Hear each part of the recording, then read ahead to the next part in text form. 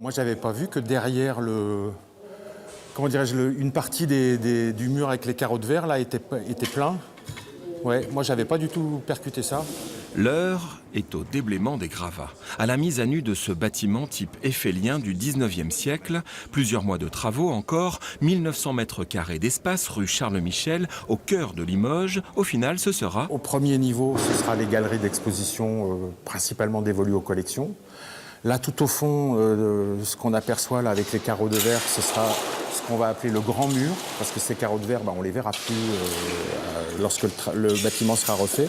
Espace d'exposition, cafétéria, artothèque où les particuliers pourront venir emprunter des tableaux, des dessins, mais aussi une boîte immersive. On y verra des œuvres numériques et... On a une intention aussi d'aller filmer des ateliers d'artistes en 3 dimensions, en 3D.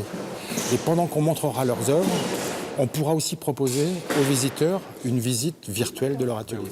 Bientôt un nouveau FRAC Artothèque, plus ouvert également aux entreprises du patrimoine vivant de la Nouvelle-Aquitaine, les arts du feu. Il va y avoir aussi les alcools de cognac, le travail du châtaignier, le travail de la tapisserie, du cuir, de l'émail, de plein de choses qui sont... Ça peut s'inscrire dans une démarche d'art contemporain, ça ?